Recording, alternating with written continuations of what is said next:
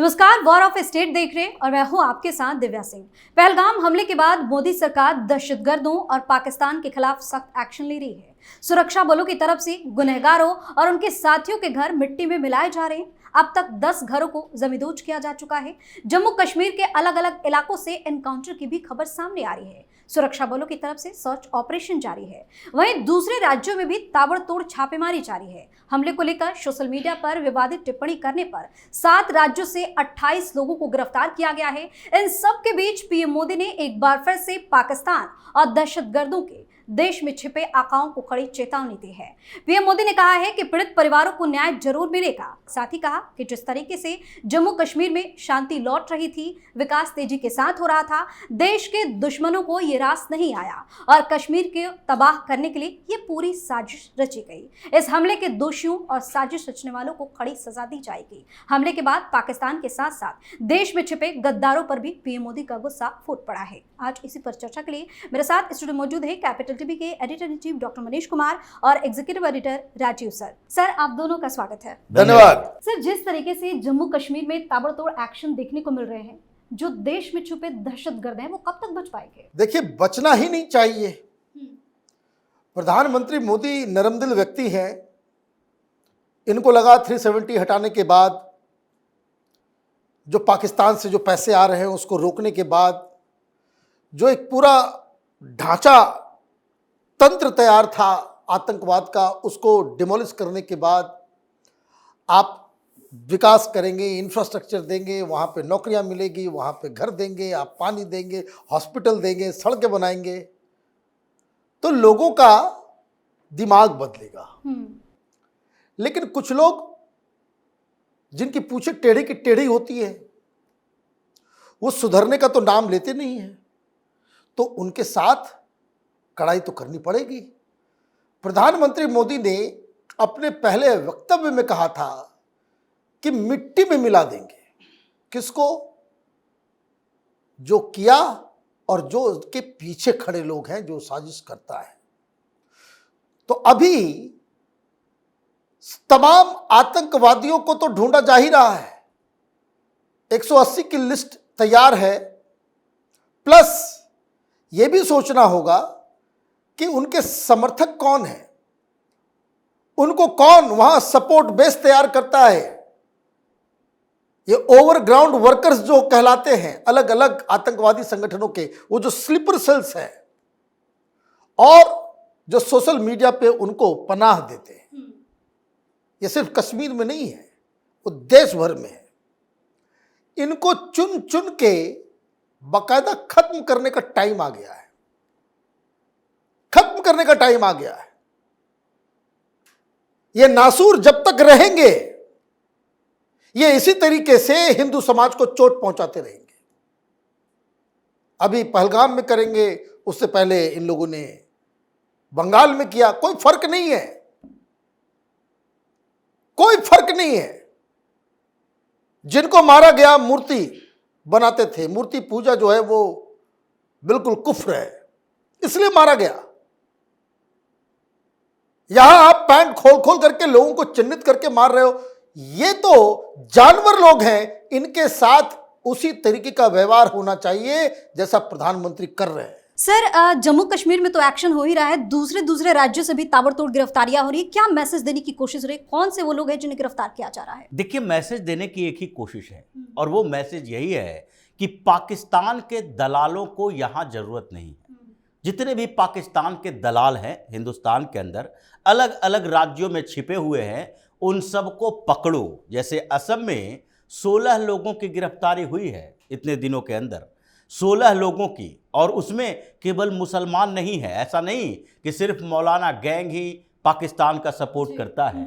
ये कुछ और लोग हैं जो उसके पीछे पीछे चलता है, अपनी दलाली करता है। और जो टारगेट हेमंत बिस्व शर्मा ने किया और जिस तरीके की बातें बोल रहे हैं, लगता तो यही है कि हो सकता है गौरव गोगोई का भी नंबर आ जाए। उन्होंने कहा, गौरव गोगोई के बारे में नाम तो नहीं लिया, लेकिन पहले ही उनके बारे में वो बता चुके थे, इसलिए सारे सबूत पहले दे रहे हैं। और वो सबूत गौरव गोगोई की तरह इशारा करता है कि देखो, एक सांसद है कांग्रेस का और कांग्रेस का सांसद यही गौरव गोगोई जो डिप्टी लीडर है, राहुल गांधी के बगल में बैठता है, जो कि 15 दिन तक कंटिन्यूअस पाकिस्तान में रहा और उसने बताया भी नहीं कि क्यों वो पाकिस्तान में है। ये बताना चाहिए था कि किस एजेंडे के तहत पाकिस्तान में गया। 15-15 दिन के लिए पाकिस्तान टूर पर घूमने के लिए गए थे, कुछ मीटिंग करने के लिए गए थे, कुछ नहीं बताया, पहले उसे बताना चाहिए। उसके बाद उसकी बीबी एलिजाबेथ जो ब्रिटिश सिटीजन रही थी, लेकिन वो पाकिस्तान बेस्ड एनजीओ से सैलरी तब लेती रही जब वो हिंदुस्तान में रह रही थी। तो पाकिस्तान में एनजीओ है, उसमें तुम काम करती थी, अलग बात है, उस समय सैलरी लेती थी। लेकिन हिंदुस्तान में रह के, ये हिंदुस्तान में रहने के बाद कौन सा उसका काम करती थी जिसके लिए सैलरी मिलता था। गौरव गोगोई कोई छोटे मोटे नेता तो है नहीं, मुख्यमंत्री रहे हैं इनके पिता असम के, और उस समय से इनकी सेटिंग गेटिंग चल रही होगी। और उसके बाद कांग्रेस के बड़े लीडर हैं, डिप्टी लीडर हैं संसद में। ये किस आधार पर पाकिस्तान के एजेंडे पर चलते हुए लोकसभा में सवाल उठाते हैं, सरकार को घेरते हैं, इसकी तो जांच होनी चाहिए। तो इसलिए कुछ सबूत उन्होंने इकट्ठे किए, सोशल मीडिया पर भी सबूत डाल रहे हैं और बाकायदा उन्होंने ब्रीफिंग की है कि देखिए आज 12 बजे तक 16 गद्दारों को, पाकिस्तान के दलालों को गिरफ्तार असम में किया गया है। ये ऑपरेशन उन दलालों के लिए है जो अलग अलग जगह पर बैठे हुए हैं और चेहरा सामने दिखाएंगे तो लगेगा कि ऐसा बहुत बड़ा राष्ट्रभक्त है, इनको देश से मतलब है, देश की बेरोजगारी से मतलब है, देश में एक भाईचारा का माहौल होना चाहिए, सांप्रदायिक सद्भावना होनी चाहिए, इसके लिए ये प्रयास कर रहे हैं। लेकिन ये प्रयास एक ही काम के लिए कर रहे हैं और वो है मुसलमानों के लिए शील्ड का काम। वो पाकिस्तान को डिफेंड करना चाहते हैं कि कहीं अगर उसके खिलाफ बड़ी कार्रवाई हो गई तो हिंदुस्तान में बैठे हुए पाकिस्तानी तो भगाए जा ही रहे हैं, इन लोगों के भी मुश्किलें हो जाएगी कि वो चुने किसको। जैसे पहले भी इन लोगों के साथ मुश्किल हुई है कि भारत को चुने, पाकिस्तान को चुने। अब भारत को चुनने वाले लोग उस कॉन्स्पिरेसी के तहत भारत में रहे कि पाकिस्तान एक मुल्क बन गया जहां पर केवल इस्लामिक एजेंडा होगा, और हिंदुस्तान में अगर सारे मुसलमान यहां से चले जाएंगे तो ये तो प्योर हिंदू राष्ट्र बन जाएगा, तो पाकिस्तान बनाने का मकसद ही फेल हो जाएगा। एक इतना बड़ा देश जिसमें एक भी मुसलमान ना हो, तो ऐसी स्थितियां ना हो, इसके लिए यहां छुप कर बैठा था और उसके लिए कुछ बड़े लीडर उनके साथ खड़े थे जो माइंड वॉश कर रहा था, बता रहा था देखो तुम अपनी विरासत छोड़कर यहां से मत जाओ, और वही विरासत के कारण आज ये स्थिति पैदा हो गई है। तो जम्मू कश्मीर में तो पूरा का पूरा नेटवर्क है, लेकिन पूरे देश में जो पाकिस्तान के दलाल अभी भी बैठे हुए हैं, मीडिया के अंदर भी इसके लिए ऑपरेशन जारी है। यहां भी देखा जा रहा है, ये सोशल मीडिया पर सिर्फ लिखने वाले नहीं, मीडिया में भी जो इनडायरेक्टली पाकिस्तान को डिफेंड कर रहा है उसके ऊपर भी एक्शन होगा। सर, बार बार पीएम मोदी की तरफ से चेतावनी दी जाती है और दो जिक्र कर रहे हैं,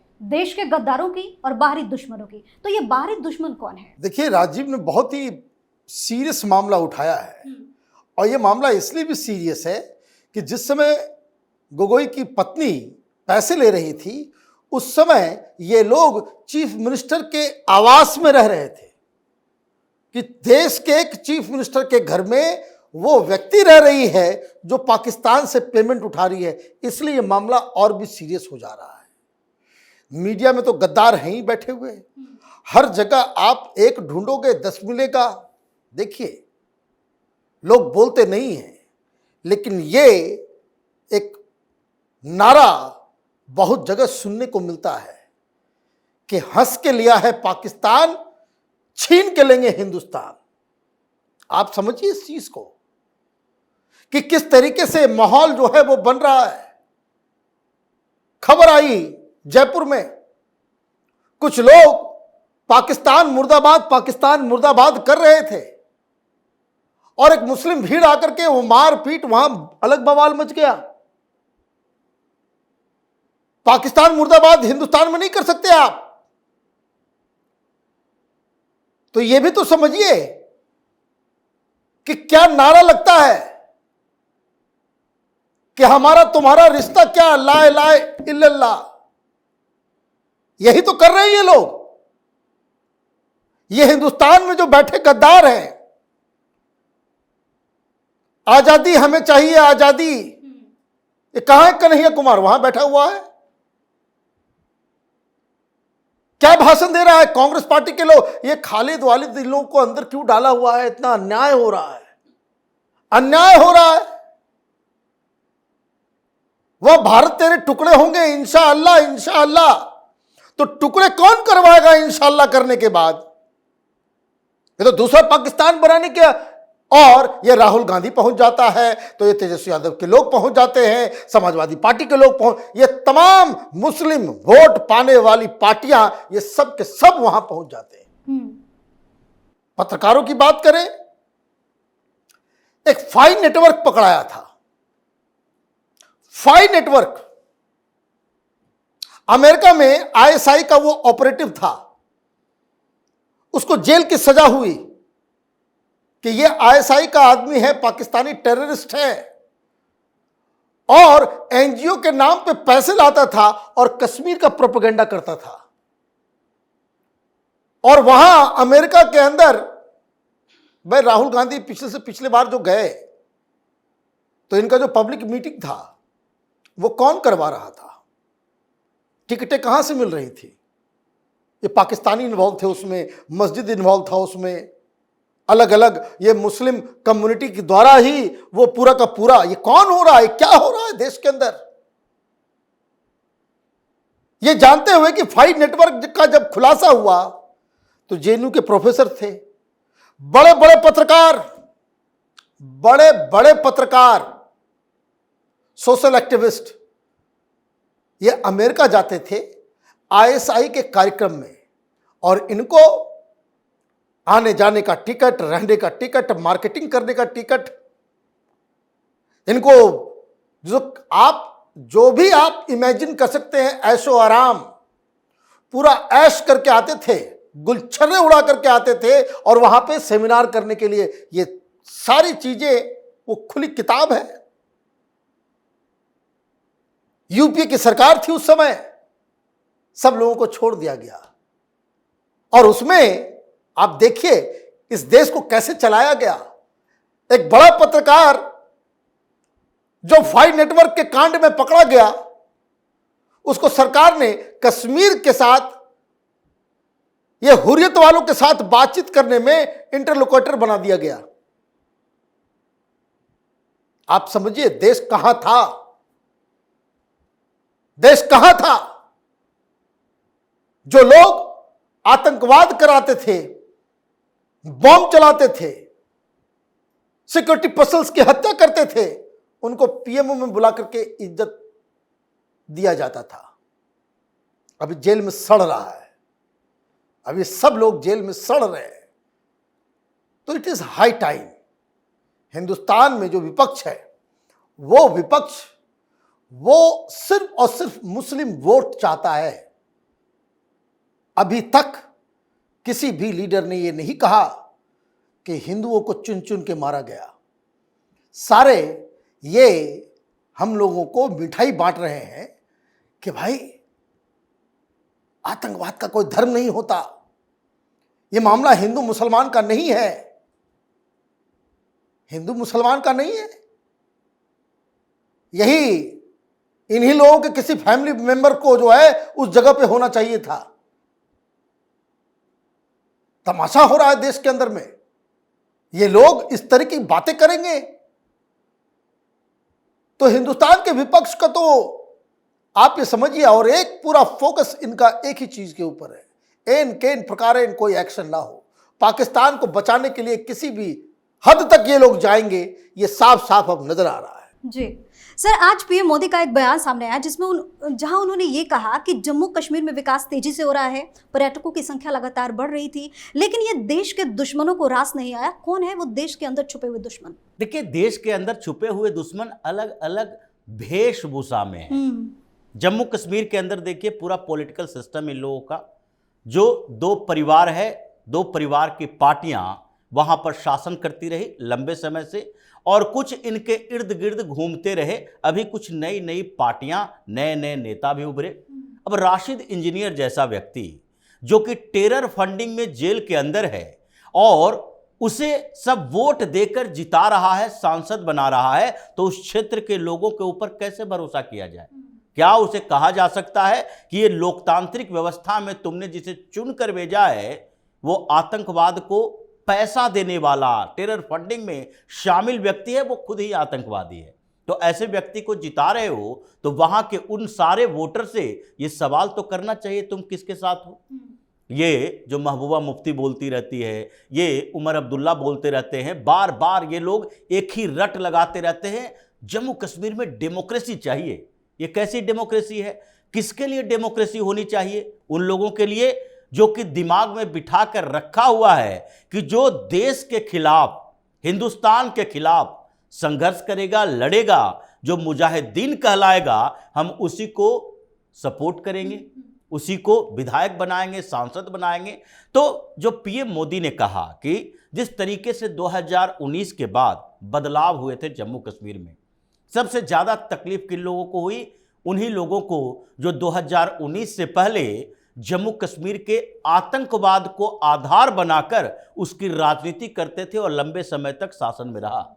और उसके बाद उन लोगों को तकलीफ हो रही है जो जम्मू कश्मीर से बाहर बैठकर कश्मीर के हालात पर अपनी रोटी सेका करता था, चाहे मीडिया ग्रुप हो, जिसके लिए एक सवाल ही खड़ा रहता था कि कहीं भी मुसलमानों के खिलाफ, मानवाधिकार के खिलाफ ये सब बातें करनी है तो जम्मू कश्मीर से जाकर एक रिपोर्ट लेकर आ जाओ। तो ये सारे लोग जो कश्मीर के विकास और कश्मीर में बेहतर स्थिति के खिलाफ है, इशारा पीएम मोदी ने उन्हीं लोगों का किया है। और अभी जैसा डॉक्टर साहब बता रहे थे कि मीडिया से लेकर ये एनजीओ का ग्रुप, ये सारे लोग जो न्यूयॉर्क में जाकर मीटिंग करते थे और अभी भी करते रहे हैं, एक कई लोग अभी मीडिया में, जो मेन स्ट्रीम मीडिया छोड़कर यूट्यूब चला रहा है, वो भी न्यूयॉर्क जाकर घूम कर आता है और कहता है कि बड़ा हम निष्पक्ष है, उसकी भी जांच होने वाली है। ये उन्हीं लोगों के पैसे से वहां पर अय्याशी करता है जो आईएसआई का नेटवर्क है। राहुल गांधी की बात हो रही थी, ये इकबाल मिर्ची कौन था? आईएसआई का असेट जो राहुल गांधी के बगल में खड़ा हुआ था, और अभी तक ये सवाल का सवाल ही रह गया कि तुम उसके साथ मुलाकात क्यों किए। तो इसलिए इन लोगों को पीएम मोदी ने चेतावनी दी है, सुधर जाओ, अगर नहीं सुधरोगे तो हम सुधार देंगे। ऐसे सुधार की प्रक्रिया तो पीएम मोदी की तरफ से चल रही है। अमित शाह ने जो पूरे नेटवर्क को तोड़ने की जिम्मेदारी ली है, उसी का असर है कि अलग अलग जगहों पर हजारों गिरफ्तारियां हो रही है। इन पाक दलालों को गिरफ्तार करके जेल में भेजा जा रहा है। सर बहुत बहुत धन्यवाद आप दोनों का। धन्यवाद। तो पहलगाम हमले के बाद देश भर में गुस्से का माहौल है। मोदी सरकार के साथ साथ सुरक्षा बल भी आक्रामक अंदाज में दुश्मनों पर टूट पड़े हैं। इनको जड़ से उखाड़ फेंकने की कोशिश जारी है। लेकिन इस बीच जिस तरह की वार्निंग पीएम मोदी ने पाकिस्तान के साथ साथ देश के दुश्मनों को दी है, उससे दहशतगर्दों और उनके आकाओं की रातों की नींद हराम हो गई है। आप अपनी राय हमें कमेंट करके जरूर बताएं और देखते रहिए कैपिटल टीवी। धन्यवाद।